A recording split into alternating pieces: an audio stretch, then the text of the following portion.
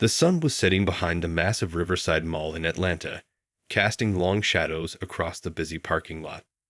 Inside, the food court buzzed with the usual afternoon crowd. Teenagers hanging out after school, tired shoppers taking breaks, and families grabbing early dinners. Among them was a young woman named Taylor, her dark hair pulled back in a messy bun, frustration written all over her face as she scrolled through her phone. Just 3 hours ago, she'd been standing in her manager's office at the boutique downtown, listening to him explain why they had to let her go. Budget cuts, he'd said, not meeting her eyes. But Taylor knew better. She'd seen them hire that new girl last week. The same girl who'd graduated from that fancy private school and whose dad played golf with the district manager. The memory made her grip her phone tighter. Her mom's words from their argument still rang in her ears. Maybe if you'd finished college instead of taking that gap year. Taylor had slammed the door before her mom could finish that sentence. Now here she was, stress eating her feelings away with a tray of cheap mall Chinese food that didn't even taste good. The food court was getting more crowded by the minute. Every table seemed to be occupied by loud groups of friends or families with crying babies.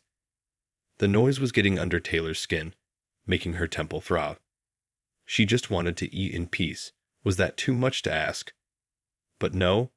Here came another person, waddling through the crowd, bumping into chairs, and making everyone shuffle around. Taylor watched as the pregnant woman tried to navigate between the tables. She was wearing a loose-fitting blouse and looked about 6 months along, one hand resting on her belly as she carefully made her way through the maze of chairs. There was something about her careful movements that irritated Taylor even more, like the whole world had to stop and make way just because she was expecting. The woman was getting closer to Taylor's section, looking around hopefully for an empty seat.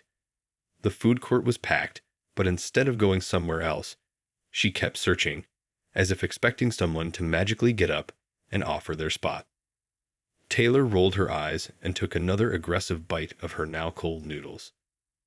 Just then, as the pregnant woman tried to squeeze past, her hip bumped Taylor's chair. It wasn't hard, barely a nudge really, but it was enough to make Taylor's drink wobble. A few drops of soda spilled onto her new phone case, the one she'd bought with her last paycheck. Something inside Taylor snapped. It was like all the frustration from the day, all the anger and disappointment, suddenly found a target. She pushed her chair back sharply, making the pregnant woman step back in surprise. The woman's brown eyes widened, and she immediately started to apologize, her voice soft and professional. "I'm so sorry. I didn't mean to bump you. These aisles are a bit tight." But Taylor wasn't in the mood for apologies. She stood up, her heart pounding with an anger that she knew, somewhere deep down, wasn't really about this woman at all. The food court seemed to get quieter, or maybe that was just the blood rushing in her ears. A few people nearby had stopped eating to watch, sensing the tension in the air. What Taylor didn't notice was the subtle way the pregnant woman carried herself, the careful awareness in her eyes as she assessed the situation. She didn't notice the slight bulge under the woman's blouse that wasn't from the baby, or the way two men at a nearby table had stopped their conversation and were paying very close attention to what was happening. The story was about to take a turn that would change both women's lives forever, and neither of them saw it coming. The food court had become a stage, and everyone knew something was about to happen. Taylor stood there, her hands trembling slightly, while the pregnant woman maintained a calm expression that somehow made everything worse. It was the kind of calm that comes from experience, from dealing with tense situations before. "Listen," Taylor said, her voice rising above the usual mall chatter. "Just because you're pregnant doesn't mean you own the place." A few gasps came from nearby tables, and someone whispered, "Is she really going off on a pregnant lady?" But Taylor was past caring what anyone thought. The pregnant woman took a small step back, giving herself space while keeping her hands visible at her sides.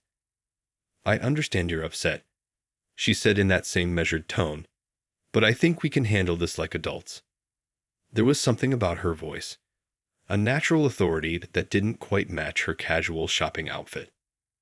But Taylor was too wrapped up in her own storm to notice these warning signs. "Handle this like adults," she repeated with a harsh laugh. "You're the one bumping into people and acting like we should all just deal with it because you're expecting. Some of us are trying to have a peaceful lunch." More phones were coming out now, recording the scene. The pregnant woman's expression shifted slightly, not afraid, but more alert. "Ma'am, I want to be very clear here. I've apologized for accidentally bumping your chair. I suggest we both take a breath and—" "Take a breath." Taylor cut her off, stepping closer. "You want me to take a breath? I've had enough of people telling me what to do today." Her voice cracked a little at the end, betraying the tears she was fighting back. The day's emotions, the job loss, the fight with her mom, everything, were all pouring into this moment. The pregnant woman's hand moved slightly toward her side, and for the first time, real concern flashed across her face. Not for herself, but for what might happen next. "Ma'am, I need you to step back," she said, her voice taking on a different tone entirely. "I am a—" But before she could finish, Taylor did something that would change the course of both their lives.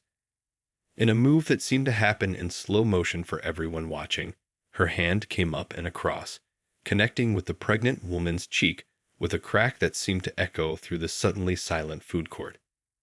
The next few seconds were chaos. The pregnant woman didn't stumble or cry out as Taylor had expected. Instead, she stood her ground, one hand protectively covering her belly while the other reached under her blouse and pulled out a badge that caught the fluorescent mall lighting. "Police. Everyone stay back." Two men from the nearby table were already on their feet, badges out as well. They'd been having lunch with their colleague, watching the situation unfold, ready to step in. Taylor's face went from anger to shock to horror in the span of heartbeats as she realized what she'd just done. More mall security was rushing toward them now, radios crackling. The pregnant woman, now clearly identifiable as a police officer, remained professional even with a red mark spreading across her cheek. "You're under arrest," she said calmly, while one of her colleagues gently but firmly took hold of Taylor's arm. "Assaulting a police officer and a pregnant woman. Those are serious charges." Taylor's legs gave out, and she sank into a nearby chair as the reality of what she'd done hit her. The anger drained away, leaving only cold fear and regret. Around them, dozens of phones were still recording, and she knew this moment would follow her forever. The pregnant officer winced slightly, touching her cheek, and for the first time, Taylor saw her not as an obstacle or a target for her frustration, but as a real person, someone's wife, someone's friend, a mother-to-be who'd just come to the mall for a normal afternoon of shopping. The weight of her actions crashed down on her all at once. The story had just taken its most dramatic turn, but it was far from over. In fact, this was just the beginning of a chain of events that would reshape both women's understanding of consequences, compassion, and redemption. The mall's fluorescent lights seemed much harsher now as Taylor sat in a cold metal chair in the security office. Her phone had been confiscated, and she could hear snippets of radio chatter from the officers outside the door. The reality of what she'd done was sinking in deeper with each passing minute, like ice spreading through her veins. Through the office's window, she could see people walking past, some trying to peek in. Word had spread quickly through the mall, and she knew videos of the incident were probably already online. Her mom would see them. Everyone would see them. The thought made her stomach churn. In the adjacent room, the pregnant officer was being checked by a paramedic who'd arrived on scene. Taylor could hear their muffled voices through the thin wall. "I'm fine," the officer was saying, "but I want everything documented for the report." The professional calm in her voice made Taylor feel even worse. She'd slapped someone who was not only an officer, but also carrying a child. All because of a bad day and a bumped chair. The door opened, and two officers walked in. One was carrying a clipboard, while the other positioned himself near the door. "All right," The one with the clipboard said, his voice firm, but not unkind. Let's talk about what happened today. He pulled up another chair and sat across from Taylor, who couldn't bring herself to meet his eyes. I didn't know, Taylor whispered, her voice cracking. I didn't know she was an officer. She wiped her eyes with her sleeve, smudging her makeup. The officer with the clipboard leaned forward slightly. Would it have made a difference if she wasn't? He asked. She's still a pregnant woman who did nothing but accidentally bump your chair.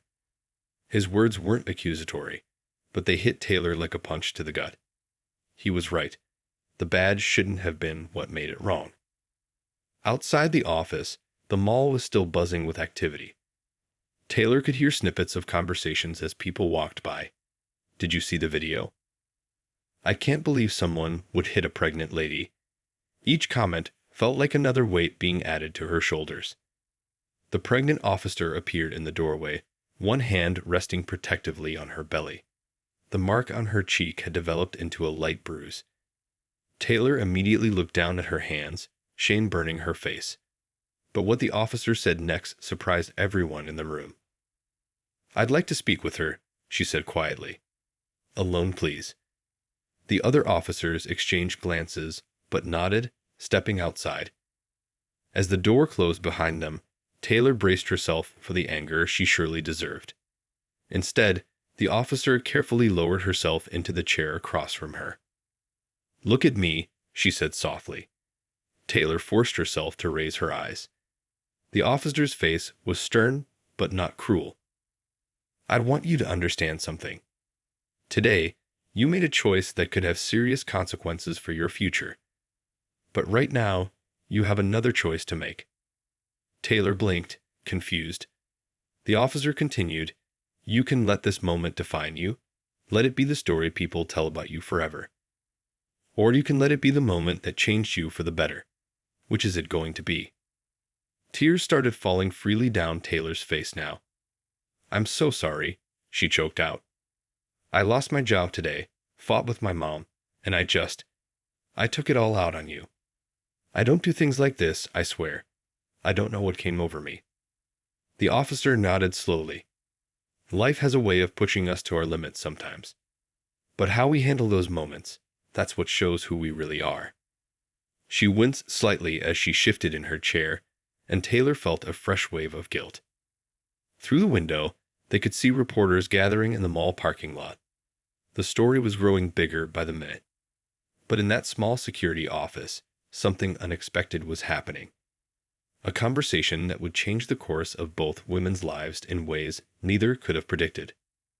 The pregnant officer had one more thing to say, words that would echo in Taylor's mind for years to come. It was a moment of understanding that would transform a terrible mistake into something entirely different. The pregnant officer leaned forward in her chair, her eyes fixed on Taylor with an intensity that made the young woman want to look away. But something in that gaze held her attention.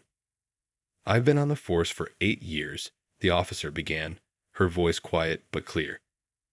I've seen people at their worst moments, and I've learned something important. There's usually more to the story than what we see on the surface. The security office had grown darker as evening approached, the fluorescent lights casting harsh shadows on the walls. Outside, they could still hear the buzz of the curious crowd and the occasional flash of cameras from the gathering news crews. Tell me about your job, the officer said unexpectedly. The one you lost today. Taylor's hands twisted in her lap. I worked at Rose Boutique downtown. For 2 years, her voice caught. I was good at it. Really good. But they hired this new girl last week, and suddenly there were budget cuts. The bitterness in her voice was sharp enough to cut. The officer nodded thoughtfully, one hand absently rubbing her pregnant belly. And your mom? You mentioned fighting with her. Taylor swallowed hard. She's always wanted me to be something I'm not. College, office job, the whole perfect life thing. When I took the boutique job, she said I was wasting my potential. Today, when I called her about losing my job, all she said was I told you so. Fresh tears welled up in her eyes. A knock at the door interrupted them. Another officer poked his head in. The press is asking for a statement, and her mother's here. Taylor's face went pale. The pregnant officer held up a hand. 5 more minutes. The door closed again, and she turned back to Taylor. Listen carefully to what I'm about to say. She shifted in her chair, wincing slightly, a reminder of the still fresh bruise on her cheek that made Taylor's stomach twist with guilt. Right now, there are 2 paths in front of you. The first one is what everyone out there expects. Charges pressed, court dates, a record that follows you forever. The story ends with you being the angry young woman who hit a pregnant cop. Taylor's heart sank, but the officer wasn't finished. The second path is harder, but it leads somewhere different. It starts with you taking responsibility. Real responsibility, not just saying sorry because you got caught. It means facing your mom, facing yourself, and doing the work to make sure this never happens again. Outside the office, they could hear Taylor's mother's voice growing louder, demanding to see her daughter. The pregnant officer continued, her voice taking on an urgent tone. I'm willing to work with the DA to recommend anger management instead of pressing full charges. But you have to make me believe you want that second path. Something shifted in Taylor's eyes, a spark of hope mixing with determination. I do, she whispered, then stronger. I do. I'll do anything. I never want to be this person again.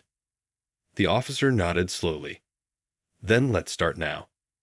Your mom's out there, probably scared, angry, and embarrassed. But she came. That means something. Taylor wiped her eyes. What do I say to her? The truth. All of it. About the job, your feelings, this incident. No excuses, no defenses. Just truth. The door opened again, and this time Taylor's mother burst in, her face a mix of fury and fear. She stopped short at the sight of the pregnant officer, her eyes darting to the visible bruise, then to her daughter. The officer stood carefully, one hand supporting her back. Mrs. Thompson, I think you and your daughter need to talk. But first, there's something you both need to hear about where we go from here. The sun had fully set outside the mall now, but inside that small security office, something new was dawning. It wasn't just about punishment or forgiveness. It was about understanding how a single moment of anger could either destroy a life or become the catalyst for changing it completely. And as the pregnant officer began to outline her unprecedented proposal, neither woman could have guessed how their lives would intertwine in the months to come. The mall's security office felt smaller with Taylor's mother in it. The air was thick with tension as the pregnant officer began explaining her proposal. Outside, the evening crowd had thinned, but news vans still dotted the parking lot, their satellite dishes reaching up into the darkening sky. Here's what I'm suggesting, the officer said, her voice calm and measured. Instead of pursuing maximum charges, we create something different. She looked directly at Taylor. You'll complete a comprehensive anger management program, not just a few sessions, but real, intensive work.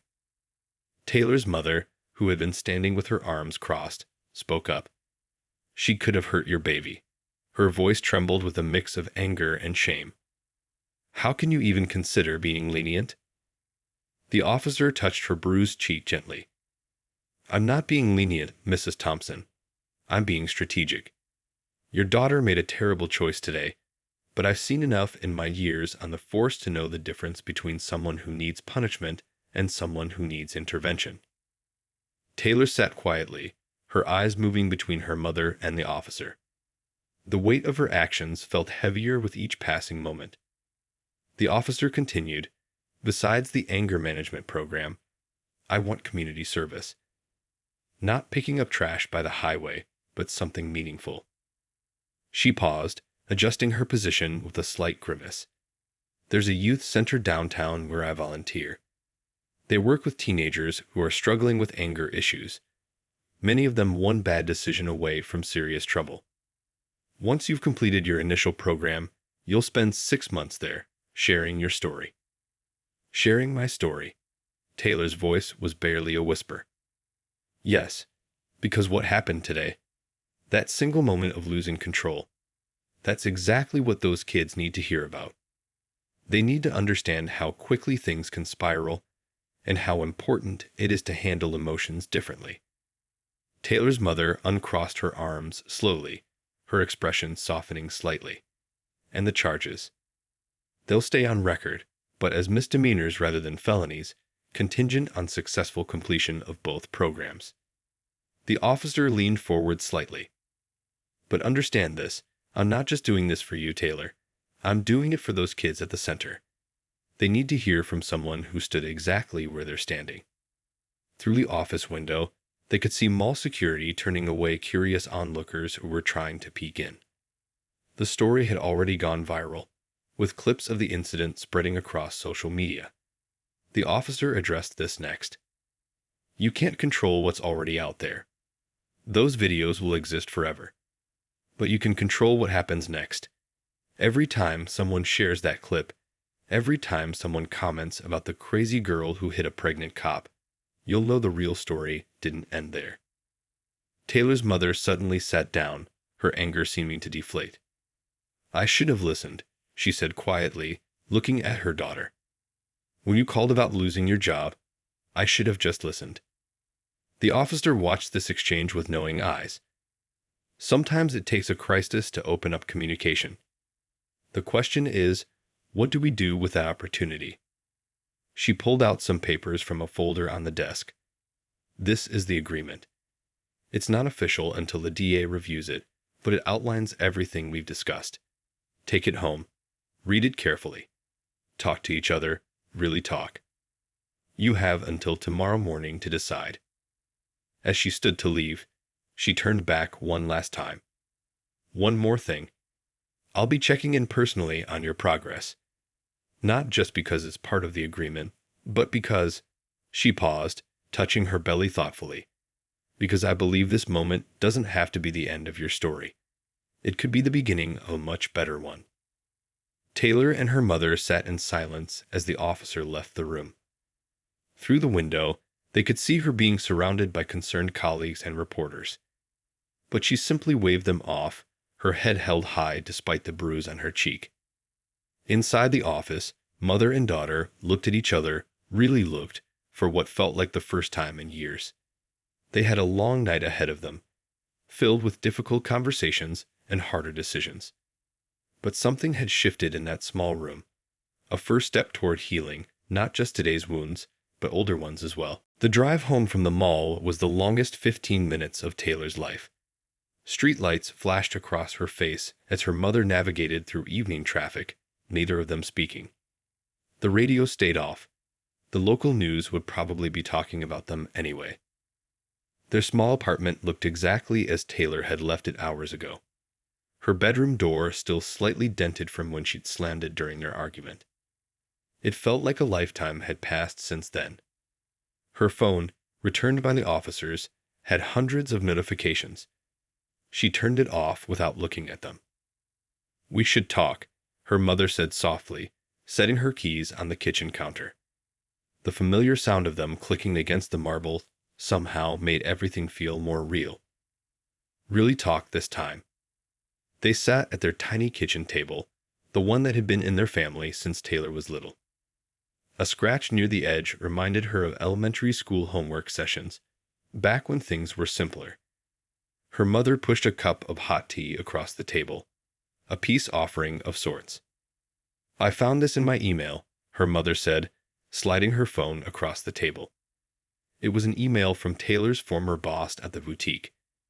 Taylor's hands shook as she read it. To whom it may concern, I feel I must clarify the circumstances of Taylor's termination. While budget cuts was the official reason given, I was pressured by upper management to make room for, well, let's just say family connections played a role. Taylor was an exemplary employee, and this decision was not based on her performance. Taylor set the phone down, fresh tears threatening to fall. Her mother reached across the table and took her hand. I'm sorry I didn't believe you. I'm sorry I didn't listen.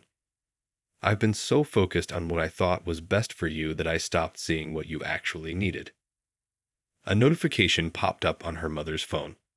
Another news outlet had picked up the story. The headline read, "Violent incident at local mall leads to unexpected turn."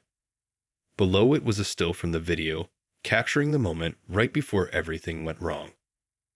"I keep thinking about what she said," Taylor whispered, referring to the pregnant officer. "About choices and paths. Mom, I'm scared. What if I can't do this? What if I mess up the program?" Her mother squeezed her hand. "Then we'll face it together.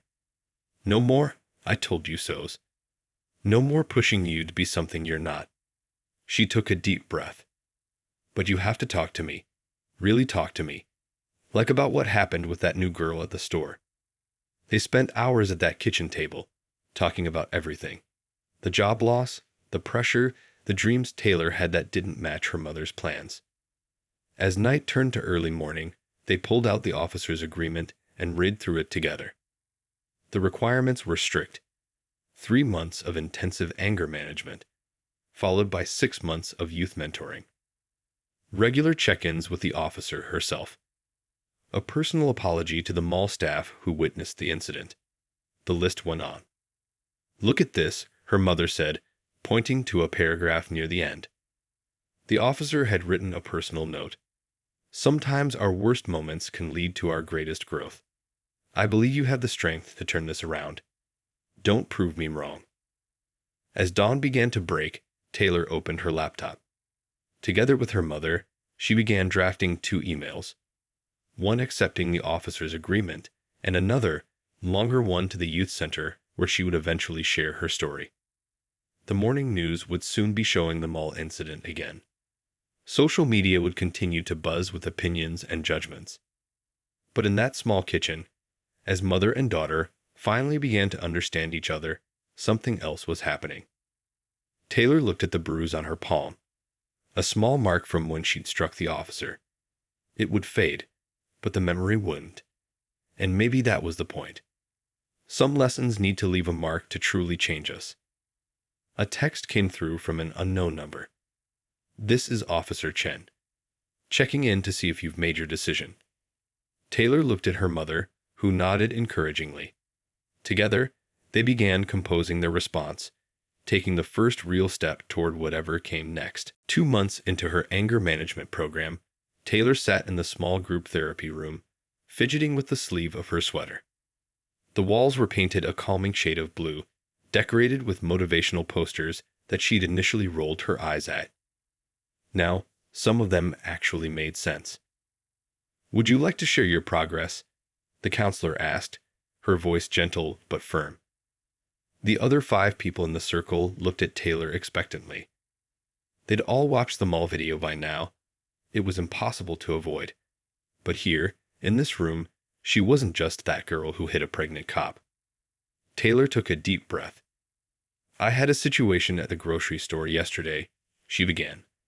The words came easier now, after weeks of practice. "Someone cut in line right in front of me. 2 months ago, I would have." She paused, remembering that day at the mall. "But this time, I used the techniques we learned. I felt the anger coming, but I didn't let it control me." The counselor nodded encouragingly. "And how did that make you feel?" "Strong," Taylor said, surprising herself with the answer. "Not weak like I thought it would. Like I was in control, not my anger." After the session, Taylor checked her phone.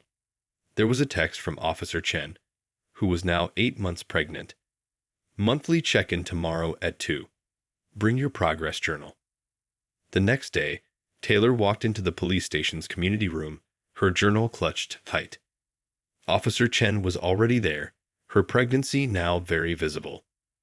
The bruise on her cheek had long since faded, but Taylor never forgot it was once there. "Show me," Officer Chen said by way of greeting, nodding at the journal. Taylor handed it over, watching nervously as the officer read through her daily entries. The journal had been her idea, a way to track triggers, responses, and progress. "You had an incident at the grocery store?" Officer Chen looked up, her expression neutral. "Yes, but I handled it differently," Taylor said quickly. I used the breathing techniques, the self-talk. I even wrote down how I felt afterward. She pointed to the entry. Officer Chen read it, then smiled slightly. You know, when I first suggested this program instead of pressing charges, some of my colleagues thought I was being too soft. She rubbed her belly absently. But I've been watching you, Taylor. Really watching. You're doing the work, not just going through the motions. Taylor felt tears prick at her eyes. I saw the video again yesterday, she admitted. Someone shared it in a karma compilation. All these comments calling me horrible names.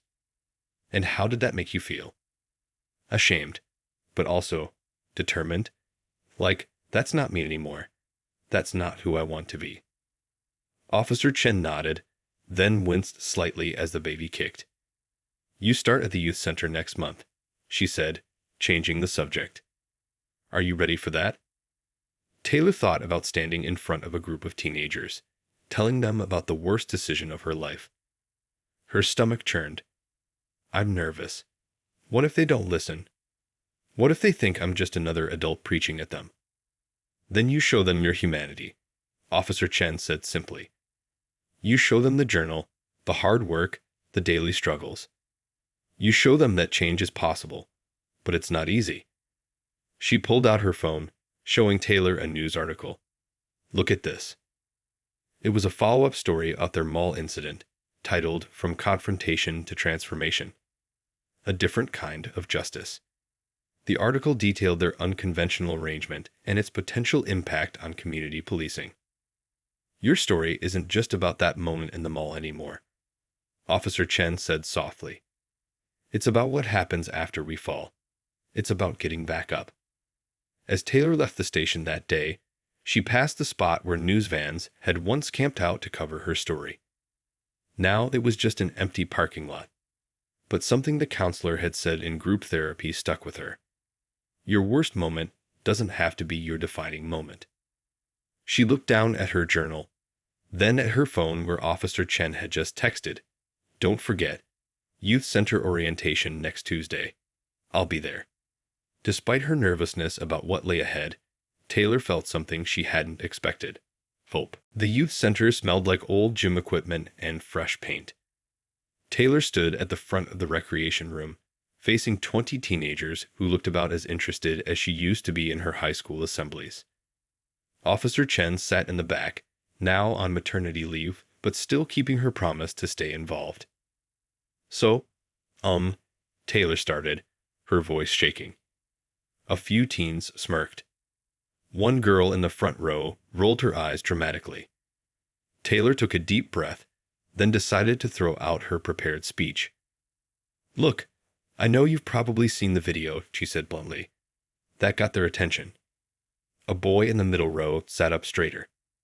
Yeah, that video. The one where I completely lost it and slapped a pregnant police officer in the mall.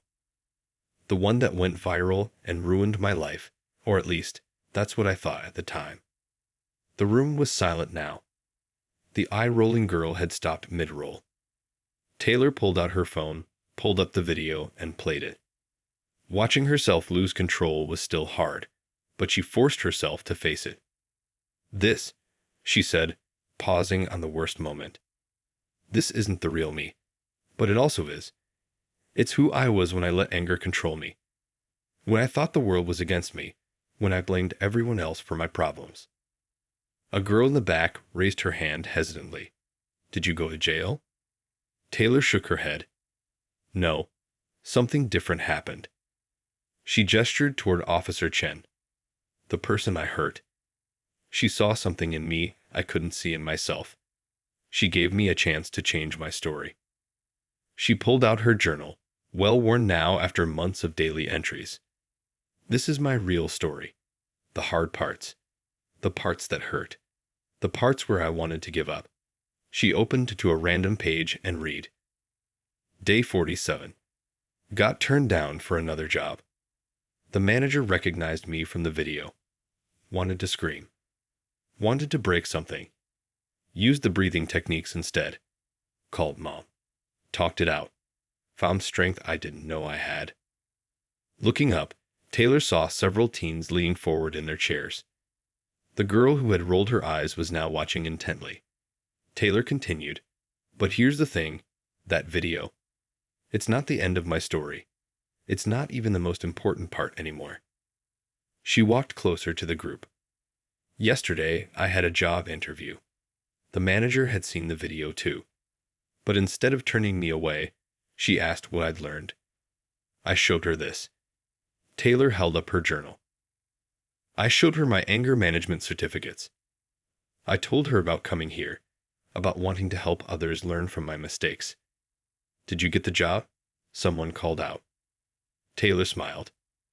"I start next week, but that's not why I'm telling you this."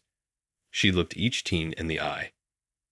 "I'm here because 3 months ago, I was sitting where you are, thinking my life was over because of one horrible choice. And I want you to know that it's not true." A hand went up, the eye-rolling girl. "But like, everyone's seen it. People probably still judge you and stuff." "They do," Taylor admitted. "That video will always be out there. But now I have this too." She pulled up a different video on her phone. A local news segment about her work with the youth center, featuring interviews with Officer Chen and her anger management counselor. "Every day, I choose which video defines me," Taylor said softly. "The one where I lost control, or the ones I'm making now with my choices." From the back of the room, Officer Chen nodded encouragingly. Her hand rested on her very pregnant belly as she watched Taylor continue to connect with the teens. One by one, hands started going up. Questions came faster. Real questions, not just curious ones about the video. "How do you deal when people make you mad?" "What if your family doesn't support you?" "Can I see your journal?" As Taylor answered each question, she felt something shift in the room. These weren't just troubled teens anymore. They were young people who needed what she had needed 3 months ago. Hope. A second chance. A different ending to their story. At the end of the session, the eye-rolling girl lingered behind. "Hey," she said quietly. Could you maybe help me start a journal like yours?" Officer Chen watched from her chair, a small smile on her face. The transformation she'd hoped for wasn't just happening in Taylor. It was spreading, one story at a time. 6 months had passed since that fateful day at the mall. Taylor stood outside the same food court where everything had changed, her heart beating fast but steady. This time, she wasn't alone. Her mother stood beside her, holding a gift-wrapped package. "You ready?" her mother asked softly. Taylor nodded, pushing open the door. The food court looked different now. The mall had rearranged the tables, added more space between aisles. Taylor couldn't help but wonder if her incident had influenced that change. She walked toward a private room near the back, where a small gathering was taking place. Officer Chen had given birth 2 months ago to a healthy baby girl. Today was her first day back to work, and she had chosen this location, this exact spot, for a special ceremony. As Taylor entered the room, several familiar faces turned to greet her. The teens from the youth center, her anger management counselor, even some of the mall security staff who had been there that day. Officer Chen stood at the front, her baby sleeping peacefully in a carrier. The bruise on her cheek had long since faded, but its impact had created ripples nobody could have predicted. 6 months ago, Officer Chen began, addressing the room. Something happened right outside these doors that could have ended very differently. She gestured for Taylor to join her at the front. "Today, we're here to celebrate not just a program completed, but a community changed."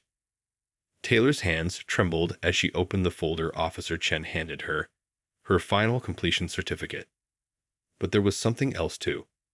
A letter from the police department offering her a civilian position in their youth outreach program.